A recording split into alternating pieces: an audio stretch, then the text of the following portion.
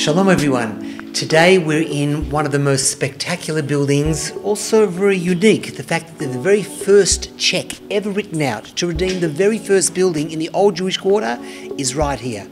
Today it's well known as Yeshivat Shuvu Banim, a Braslav yeshiva.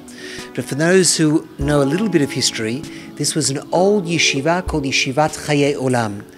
This was the crucible of the Hanukkah lights, of the menorah, or the spark that lit basically the revival of Jewish life here. Chayei Olam was one of the 6 yeshivot that was in the old Jewish quarter when there was a Jewish majority here, but like everything else, it was either destroyed or leased out because the pogroms, the riots, the Jews were driven out.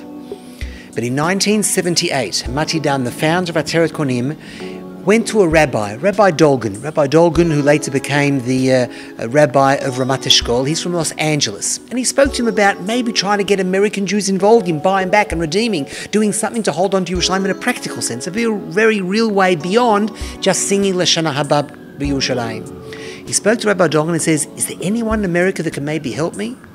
He says, well, there is this man that runs the JNF in Los Angeles. Maybe he'll be able to help you. Here's his phone numbers.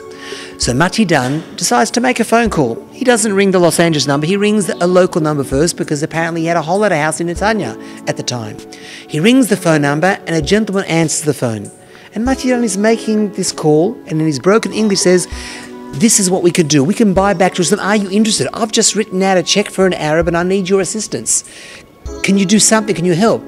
The man at the other end of the phone, only hearing a little bit of broken English, says, I'm coming to Jerusalem. I want you to show me what you're talking about. This gentleman came to Jerusalem, met Mati Dan at the King David Hotel. They walked in through the Damascus Gate. In those years, you could see all the old mezuzah etchings throughout the whole of in every building, many of the buildings throughout the whole of the old Jewish quarter. He pointed out this building and that building. The man from the JNF says, I didn't know Jerusalem could be reclaimed. I'm the head of the JNF. I didn't realize we could buy it back. He helped cover that very first check to buy this building, Shuvu Banim, and ever since the family have obviously been involved in many wonderful things in rebuilding Jerusalem. That's the Moscovich family, and the man was Dr. Irving Moscovich.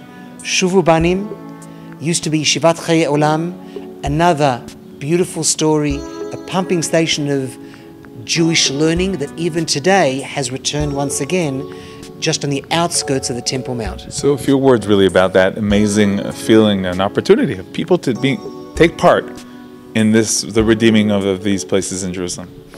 People think it's a dream and they just sing and we pray, and I do the same thing. But today, people can actually buy back Jerusalem. It's very real. An Arab wants to sell and there's no shortage of possibilities. All today we need is the Jewish world saying, I want a piece of the rock. I want to be close to the Temple Mount. I want to redeem, especially if it's an old Jewish building, whether it be a synagogue, a yeshiva, or a house that used to exist that no longer is in Jewish hands. It can be done. Moscovich led the way. Rabbi Simcha Cook, who was running the organization in the very early years that gave the impetus and the drive to Mati Dan to keep on going with Ateret Kohanim, he knew that the doors would open up. God opens up the door, and now all it takes is for Jews anywhere in the world to walk through that door and say, I want a piece of that rock.